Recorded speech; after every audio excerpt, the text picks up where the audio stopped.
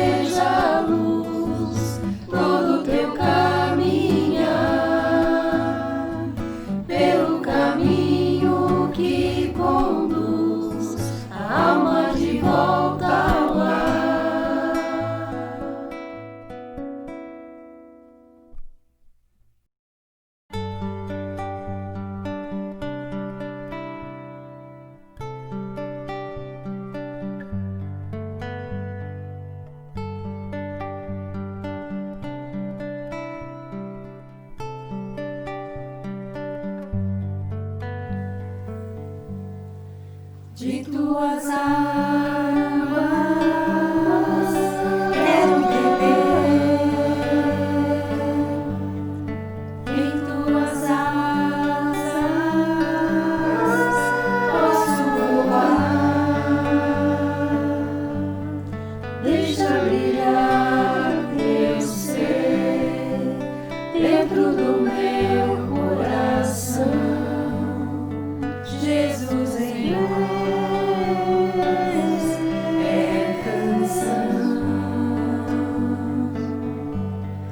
Deixa brilhar o teu ser dentro do meu coração. Jesus em nós é canção. Junto a ti, pelo céu azul, sinto na face o beijo do ar. Livre vou nesse mar de luz, teu evangelho é o que me conduz.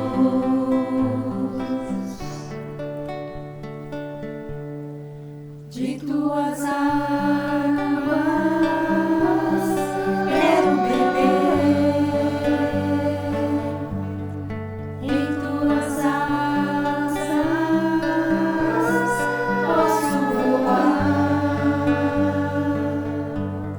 deixa brilhar teu ser dentro do meu coração. Jesus em nós é canção. Deixa brilhar o teu ser dentro do meu coração. Jesus em nós é canção. Junto a ti, pelo céu azul, sinto na face o beijo do ar. Livre vou nesse mar de luz, teu evangelho é o que me conduz.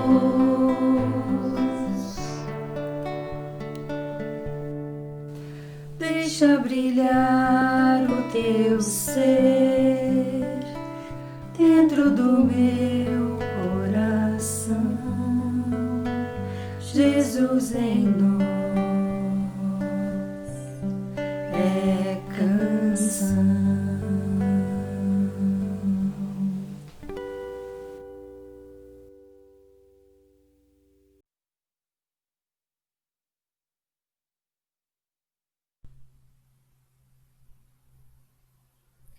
Olá, meus amigos, minhas amigas, uma boa noite para todos.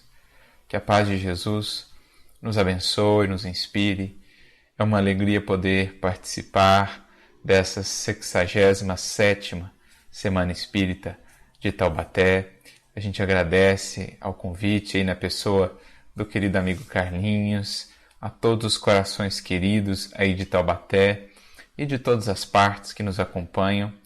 É uma alegria a gente ter essa possibilidade de estarmos juntos refletindo acerca do Evangelho de Jesus, da doutrina espírita, que são, assim, elementos tão fundamentais para a nossa vivência, para a nossa postura espiritual diante desses momentos que todos vivemos, de desafio, de luta, para que a gente possa realmente construir internamente um clima espiritual de confiança, de fé, de esperança, de fortaleza, para que possamos seguir sempre adiante com Jesus.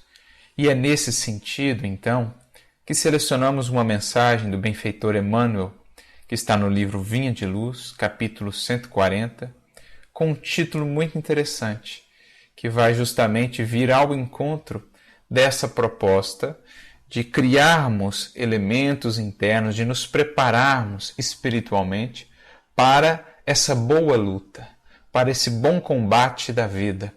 Bom combate que se opera dentro de nós, sobretudo, no esforço por vencermos as nossas paixões, os nossos hábitos infelizes, o egoísmo, o orgulho, mas bom combate que também se opera diante da vida, diante dos desafios, diante das circunstâncias difíceis que por vezes nos visitam, individualmente, coletivamente, para que possamos então, melhor preparados, travar esse bom combate, vencendo a verdadeira ou buscando a verdadeira vitória.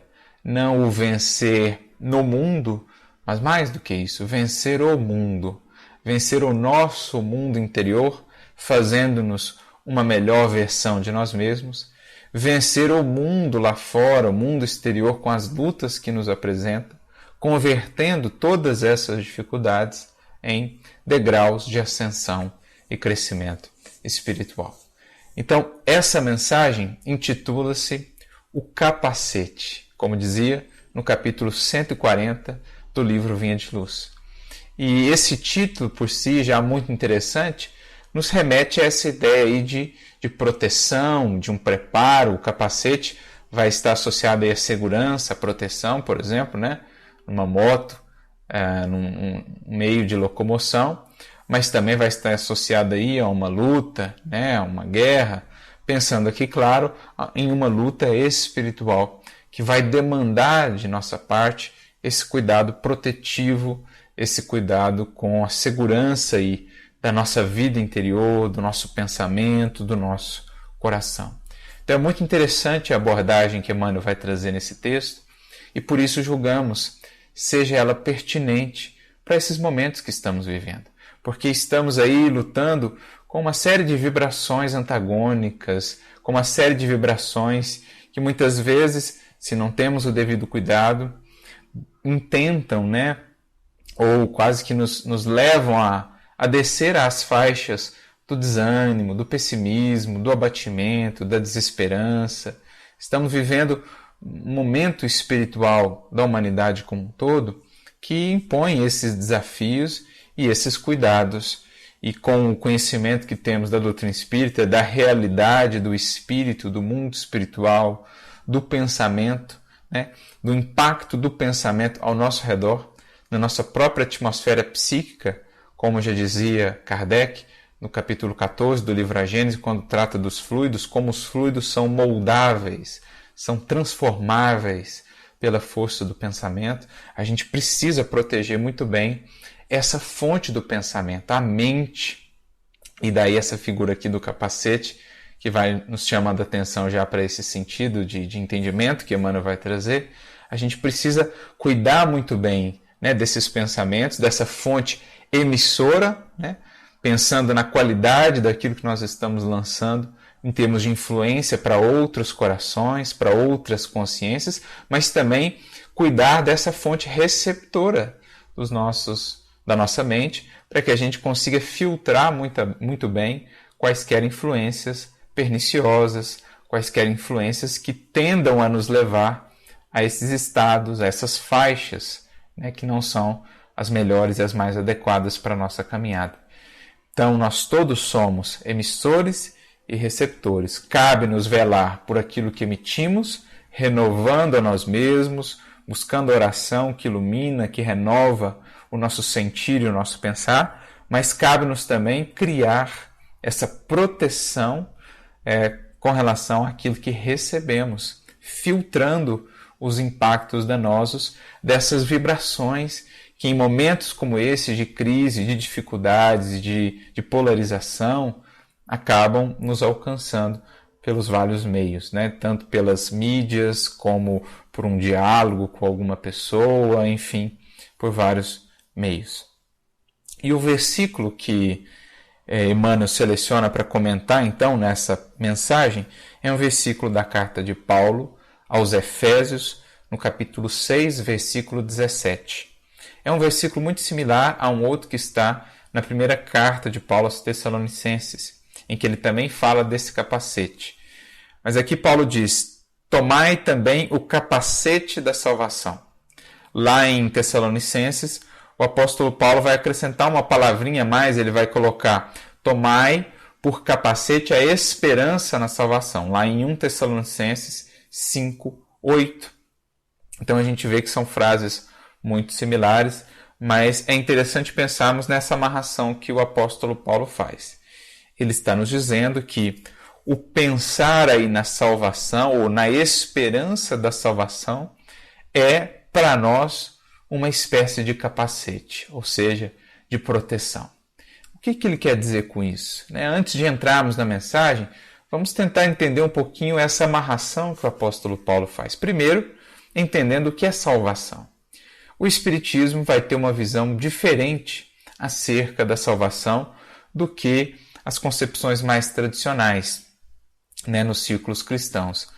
Como o Espiritismo tem aí esse entendimento da reencarnação, portanto não temos simplesmente uma existência após a qual iremos ou para o céu ou para o inferno, em algumas das concepções mais tradicionais, o Espiritismo nos mostra que somos espíritos em jornada.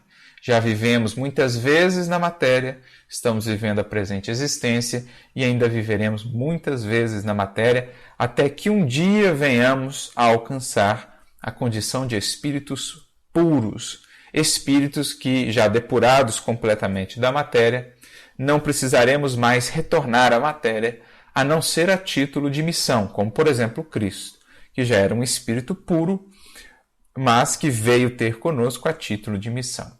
Então, nesse novo contexto, a palavra salvação para nós vai ter um sentido diferente.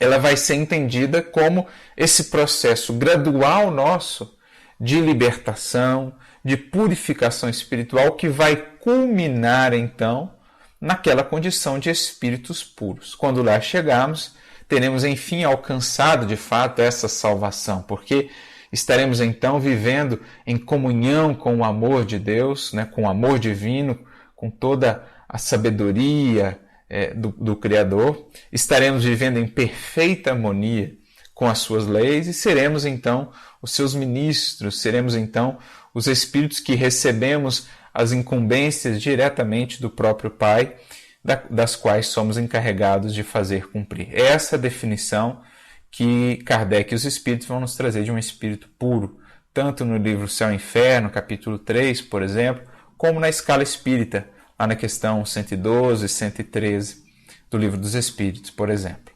Então, isso é um espírito puro, é aquele que já alcançou esse ápice aí, Claro que mesmo nessa condição ele segue aí progredindo, porque entre nós e Deus há sempre muito, muito infinito a fazer e a realizar. Mas ele já se libertou completamente das amarras materiais e, portanto, de qualquer aflição, sofrimento decorrentes das paixões, do egoísmo, enfim, daquilo que de fato nos infelicita.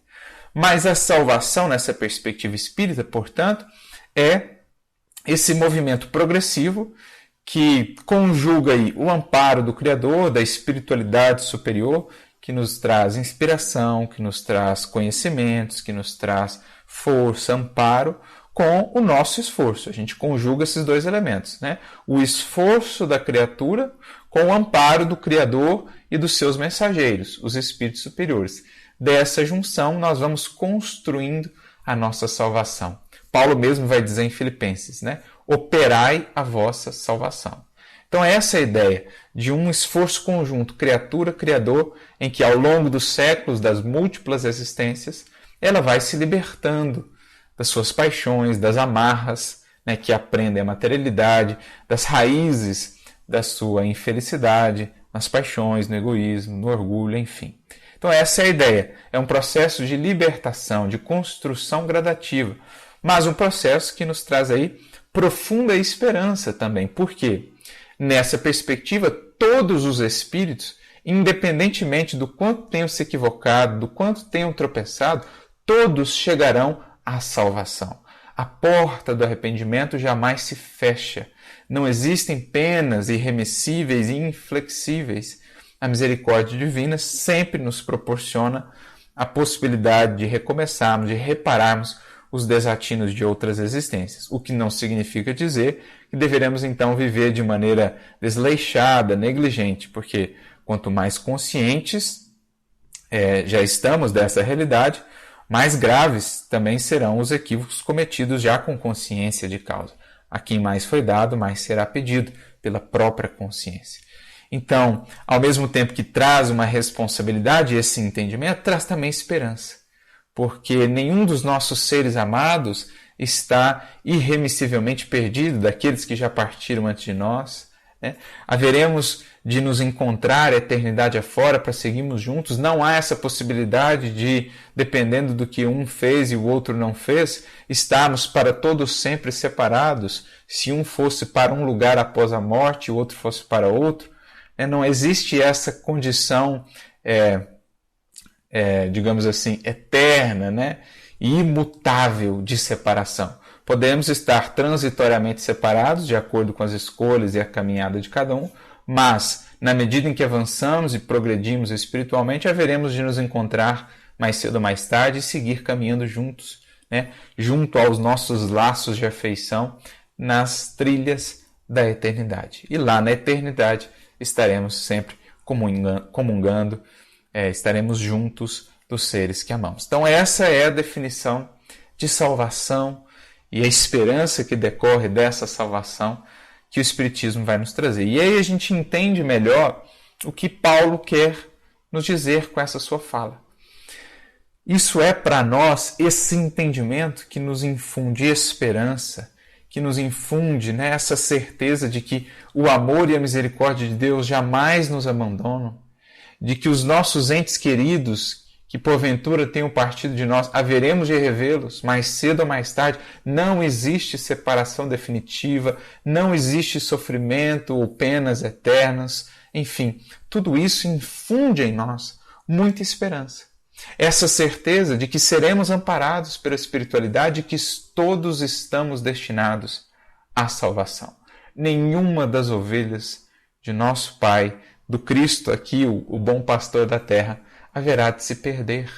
Então isso é para nós fonte de profundo consolo, de profunda força para a caminhada, essa certeza de que não estamos jamais desamparados e de que sempre podemos reajustar caminhos, renovar condutas, recomeçar, nos arrepender de determinados equívocos, de determinados caminhos falsos tomados para recompormos a nossa existência, a nossa jornada.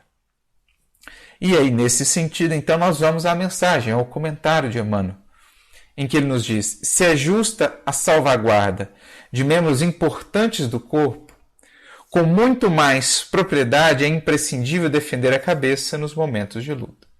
Então, nos momentos de luta, lá o soldado vai proteger a cabeça. O indivíduo que vai entrar aí numa moto, por exemplo, para se locomover, ele vai proteger o corpo, mas especialmente ele vai usar o capacete ali para proteger a cabeça, que é esse centro, digamos, da nossa vida aqui, que comanda, esse centro de comando da nossa existência material. Aliás, é razoável considerar que os braços e as pernas nem sempre são requisitados a maiores dispêndios de energia. Por vezes, eles estão aqui quietinhos, mais tranquilos, mais parados. Mas a cabeça, o cérebro, enquanto estamos aqui em vigília, está operando, está funcionando. Assim também o coração, Por isso, em outro momento da Carta aos Efésios, nesse capítulo 6, Paulo também vai fazer referência à couraça da caridade e da fé, que protege aqui o sentimento, o coração. O capacete vai proteger aqui o cérebro, a mente, o pensamento. E a couraça da caridade vai proteger aqui o coração, o sentimento. Então, o capacete da salvação, essa certeza, esses horizontes que se nos abrem a partir do momento em que entendemos o Evangelho, a doutrina espírita, isso é para nós, essa fé raciocinada, essa fé lúcida, essa clareza de visão que o Consolador prometido nos traz. Isso é um capacete valioso, especialmente em momentos de luta, especialmente em momentos de desafio na experiência material. né? Saber que toda luta vem e passa. Toda dor chega, nos ensina alguma coisa e segue o seu caminho. Toda tempestade há de passar. Essa certeza de que há uma força maior regendo a vida e os destinos, que a vida aqui não é simplesmente a conjunção de forças aleatórias, não. Toda essa certeza em Deus, essa fé raciocinada que nos explica o porquê das dores, o porquê de aqui estarmos, para onde vamos, de onde viemos, tudo isso é um capacete, né, que protege o nosso pensamento, que mantém aí o nosso pensamento protegido contra o desânimo, o desespero, a angústia, né, exacerbada, contra o pessimismo crônico, contra as lamúrias, as lamentações. Enfim, é algo fundamental, essa esperança que uma fé raciocinada aí nos traz, né? Por isso, temos lá no Evangelho segundo o Espiritismo, fé, mãe da esperança e da caridade. Essa visão que a gente passa a ter, ela traz para nós esperança, e essa esperança é protetora, né? A esperança, já dizia Alcione no livro Renúncia, é invencível.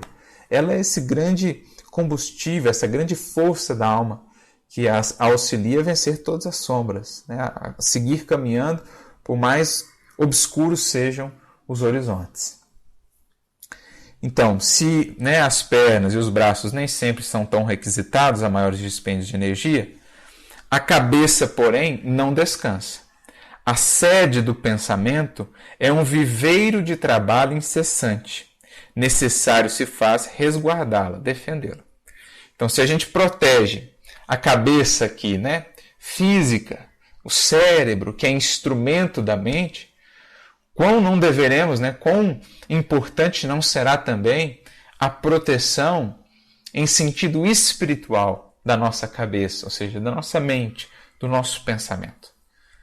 Se a gente já tem todo esse cuidado com a cabeça aqui, física, que dirá esse sentido espiritual aí do termo, né? A proteção dos nossos pensamentos, a proteção do que nós vamos guardando aqui em termos de ideias, em termos de valores.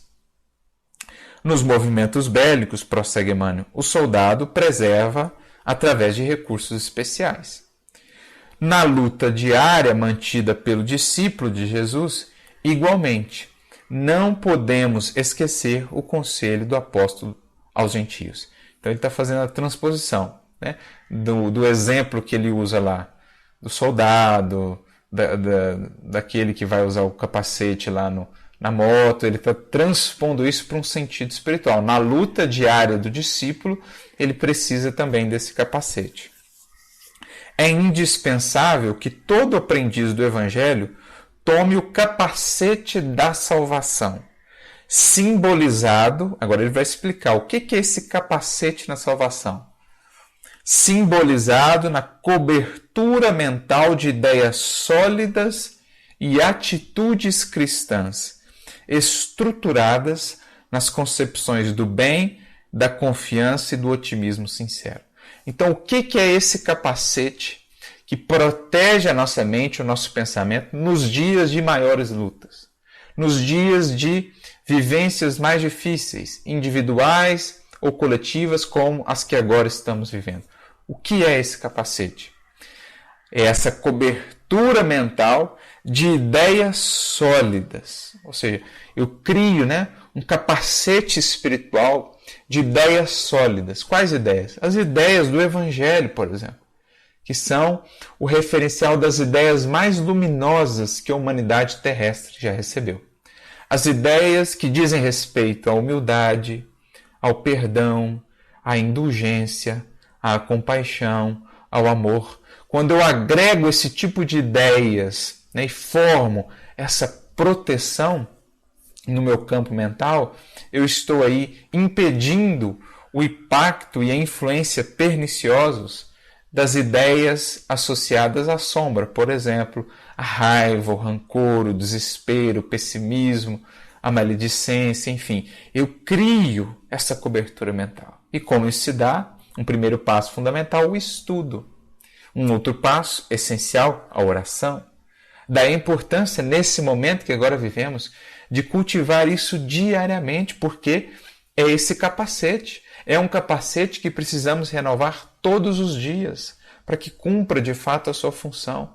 Então, estudar e orar, né, são recursos que agregam material a essa cobertura mental, que a tornam ainda mais sólida, ainda mais firme, para resistir a quaisquer impactos que viremos a receber no contato com os outros, no contato com as notícias, enfim. A gente precisa investir nisso.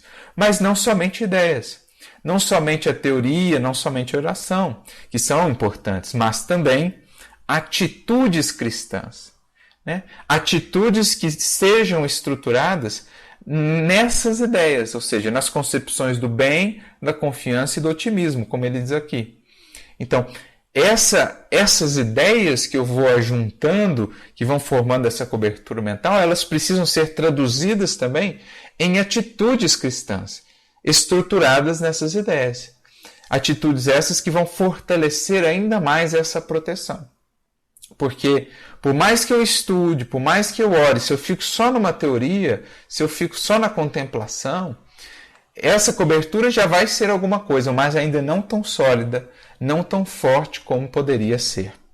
Agora, na medida em que eu conjugo estudo e oração, teoria e contemplação com prática, com atitudes, então eu faço um capacete que é realmente indestrutível, né? Que é inabordável por quaisquer impactos perniciosos dessas ideias, desse clima, dessa atmosfera psíquica que muitas vezes se forma na Terra, na nossa nação, enfim, na nossa comunidade, no nosso entorno, em momentos de prova, em momentos de luta.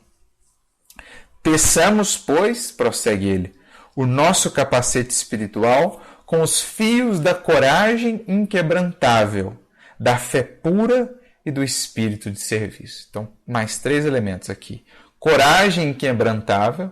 Lembrando que a palavra coragem, se a gente olha para a sua etimologia, ela vem de agir com o coração no latim. Então, o agir com o coração, o colocar amor nos atos, faz desse capacete inquebrantável.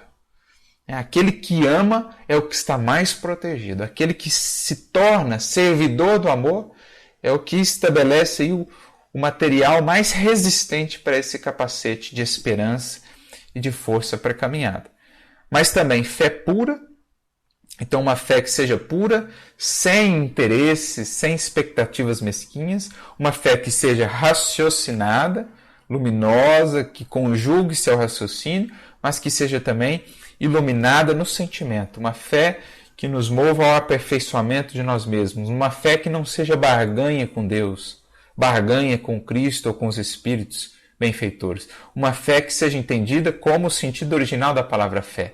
Fidelidade, um compromisso de viver o que temos aprendido, o que já conhecemos do Evangelho e da realidade espiritual que o Espiritismo nos revela. Então isso é fé pura, fé raciocinada e fé que se faz esse esforço sincero por aplicar o que se tem aprendido. E espírito de serviço. Então a fé, se ela não tem obras, e por obras, não estamos falando só de obras materiais ou de doações materiais. Quais são as principais obras da fé? Senão, os frutos das nossas virtudes que expressamos. Mais gentileza no tratar com as pessoas, mais cortesia, mais paciência, mais compreensão, mais compaixão.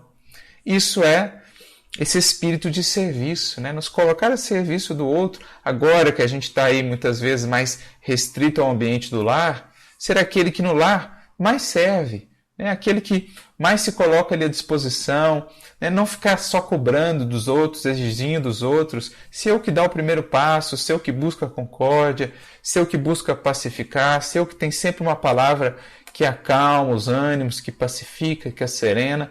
Isso é o espírito de serviço. É fazer com que essa árvore viva da fé dê frutos, porque é isso que a faz de fato viva, né? Já dizia Tiago na sua epístola, a fé sem obras, sem frutos, é morta, é uma árvore ressequida. Por outro lado, a fé com frutos é uma árvore viva, é uma árvore frondosa, né? que que irradia perfume ao seu redor, beleza, cor, sabor nos frutos que dá, enfim. É disso que nós precisamos. Esses 3 elementos são aí as fibras, né, que compõem esse capacete fundamental de proteção da nossa casa mental, de proteção da nossa mente. De posse dele, desse capacete, enfrentaremos qualquer combate moral de grandes proporções. Então, aqueles que estão cuidadosos no desenvolvimento e na manutenção desse capacete estarão preparados para qualquer combate moral. Porque o Senhor, o Mestre, nos dá sempre os recursos que precisamos para nos preparar para a luta, para o desafio. Se não os aproveitamos e a luta vem, nos colhe ali de surpresa e despreparados, aí é uma questão de aproveitamento nosso, de nossa escolha.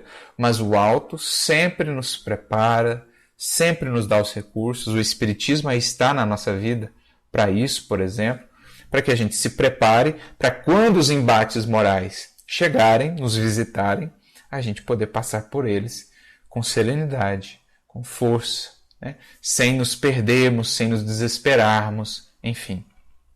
Então é isso que ele está dizendo. Nenhum discípulo da Boa Nova ouvide a sua condição de lutador. No mundo de expiação e provas, na condição em que ainda estamos, de espíritos muito imperfeitos, somos sim combatentes.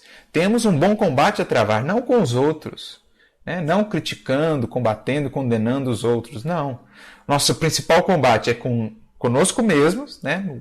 No plano interno do nosso coração e também com as lutas da vida, que vêm aí aferir o quanto já estamos desenvolvendo das nossas virtudes, dos nossos valores morais. Então, é um plano de luta. E se é luta espiritual, nós precisamos dessa proteção espiritual, desse capacete, dessa couraça. Nesse capítulo 6, aliás, de Efésios, nós temos ali a armadura de Deus. Paulo vai descrever, né? Vai falar dessa couraça, vai falar do escudo da fé, vai falar do capacete, da salvação. Então ele descreve para nós essa armadura espiritual de que precisamos. As forças contrárias ao bem, meu amigo, alvejar-te-ão o mundo íntimo, através de todos os flancos. Defende a tua moradia interior.